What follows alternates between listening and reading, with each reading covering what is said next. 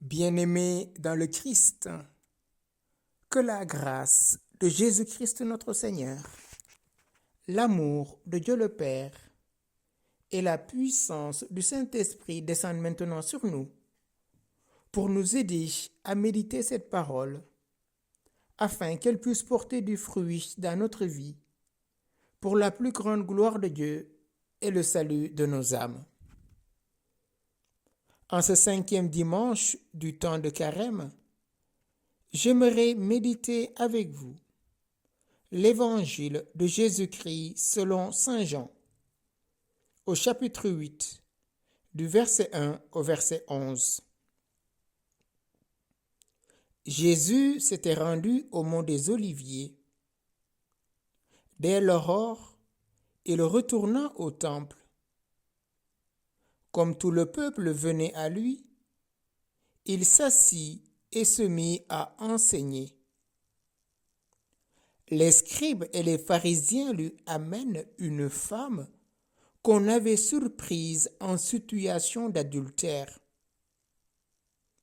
Ils la mettent au milieu et disent à Jésus: Maître, cette femme a été surprise en flagrant délit d'adultère. Or, dans la loi, Moïse nous a ordonné de lapider ces femmes-là. Et toi, que dis-tu? Il parlait ainsi pour le mettre à l'épreuve, afin de pouvoir l'accuser.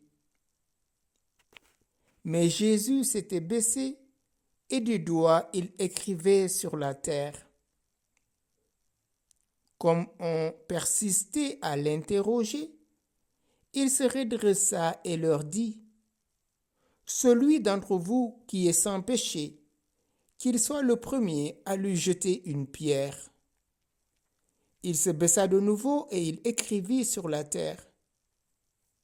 Eux, après avoir entendu cela, s'en allaient un par un, en commençant par les plus âgés. Jésus resta seul avec la femme, toujours là au milieu. Il se redressa et lui demanda: Femme, où sont-ils donc? Personne ne t'a condamné? Elle répondit: Personne, Seigneur. Et Jésus lui dit: Moi non plus, je ne te condamne pas. Va, et désormais ne pêche plus. Bien-aimés dans le Christ, à travers cette page de l'Évangile, la passion du Christ semble commencer. On nous parle des monts des Oliviers. Or, ce lieu n'est pas mentionné par les évangélistes que pendant la passion du Christ. Là, Jésus quitte le mont des Oliviers et retourne au temple pour enseigner, parce qu'il est venu nous révéler l'amour de Dieu. Il est venu nous parler de la puissance que représente pour chacun de nous la miséricorde divine. Et voilà, en plein enseignement, on lui amène une femme surprise en flagrant délit d'adultère. Maître, nous avons surpris cette femme en flagrant délit. Et la loi de Moïse nous ordonne de condamner cette femme. Qu'est-ce que disait la loi de Moïse? Bien sûr, nous le connaissons, tu ne commettras pas d'adultère. Mais dans le Lévitique, ça va plus loin. Quand un homme commet l'adultère avec la femme de son prochain, l'homme adultère et cette femme seront mis à mort. Lévitique 20, verset 10. Or, il n'y a pas l'homme, il n'y a que la femme. Donc ces pharisiens et ces scribes qui essaient de mettre Jésus à l'épreuve ont oublié de respecter la loi jusqu'au bout. Où est l'homme qui a commis l'adultère avec cette femme? Et donc, où et le piège, parce que Jean nous dit, il voulait le mettre à l'épreuve. Le piège, c'est que si Jésus dit, laissez la femme tranquille, on va dire qu'il ne respecte pas la loi de Moïse, donc il ne vient pas de Dieu. Si Jésus disait, lapidez cette femme, parce que la loi de Moïse l'autorise, il aurait aussi dit, ben pourquoi donc enseignes-tu un autre enseignement? Tu n'es pas miséricordieux finalement. Connaissant les pensées secrètes des cœurs, Jésus ne dit rien, il s'abaisse, il baisse la tête et il écrit sur la terre. Il continue de le titiller, de le pousser à répondre. Et Jésus se relève en leur disant, celui d'entre vous qui est sans péché, qu'il soit le premier à lui jeter une pierre. Sur cette réponse, ils s'en vont un par un, en commençant par les plus âgés. Rien d'étonnant. Les plus anciens sont les plus prêts à entendre l'appel à la miséricorde. Tant de fois, ils ont expérimenté pour eux-mêmes la miséricorde de Dieu.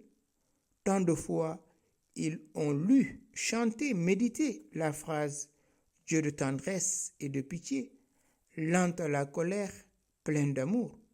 Exode 34, verset 6. Malgré cela, ils cherchaient à condamner cette femme. Jésus se baisse à nouveau.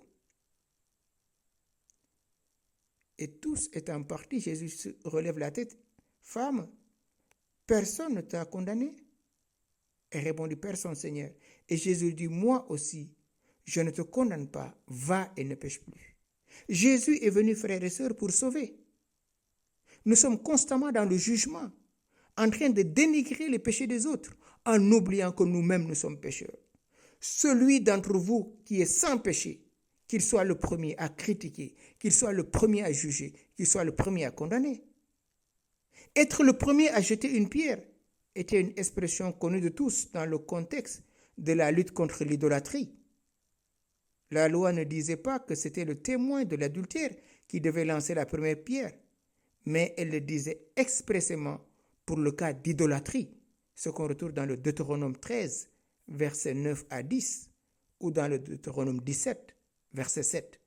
Si bien que cette réponse de Jésus peut se traduire, cette femme est coupable d'adultère, au premier sens du terme. C'est entendu, mais vous, n'êtes-vous pas en train de commettre un adultère autrement plus grave, c'est-à-dire une infidélité au Dieu de l'Alliance? On sait très souvent que les prophètes ont parlé de l'idolâtrie en termes d'adultère, en termes de prostitution. Les pharisiens et les scribes voulaient sincèrement être les fils du Très-Haut. Alors Jésus leur dit, ne vous trompez pas de Dieu, soyez miséricordieux. Oui, Jésus est le Verbe fait chair. Il vient accomplir sa mission de révélation. Il vient sauver ceux qui étaient perdus. Il vient guérir ceux qui étaient malades. Il vient libérer les captifs. Cette femme en est un exemple de notre humanité, pris aujourd'hui en captivité par le péché d'idolâtrie. On a évacué Dieu de plus en plus dans notre société et on se prévaloir de juger, de condamner. Et parfois même, on est pire que les autres que nous jugeons, que nous condamnons, parce que nous n'osons pas tout simplement enlever la paille qui est dans notre œil.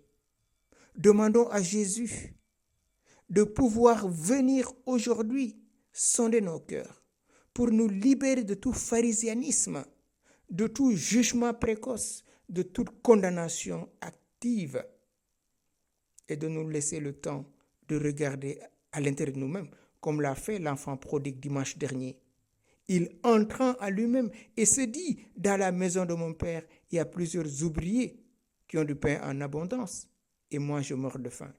Oui, frères et sœurs, avant de vouloir enlever la paille chez l'autre, avant de juger l'autre, regardons nous-mêmes si nous ne sommes pas dans la même situation que cette personne que nous jugeons, que nous condamnons, que cette personne que nous détestons, que cette personne dont nous entretenons la haine. Oui, en ce temps de carême, que le Seigneur Jésus lui-même, qui est le témoin fidèle, lui qui est l'amour du Père, lui qui est l'authentique promesse, qu'il vienne par la puissance de l'Esprit Saint, ôter en nos cœurs tout jugement, toute racine de mal, pour nous donner la paix, pour nous donner l'amour du Père, pour nous enlever tout jugement hâtif, afin, comme lui, nous puissions être de ceux qui sauvent et non de ceux qui perdent, de ceux qui font miséricorde et non de ceux qui jugent, car c'est facile de juger, c'est facile de condamner, en oubliant que nous-mêmes, nous sommes pécheurs. Oui, Saint-Esprit de Dieu, toi le doigt de la main du Père, toi son authentique promesse, viens à notre secours. Viens au secours de notre faiblesse et donne-nous de ne pas juger, de ne pas condamner, mais de faire miséricorde, maintenant et pour les siècles des siècles. Amen.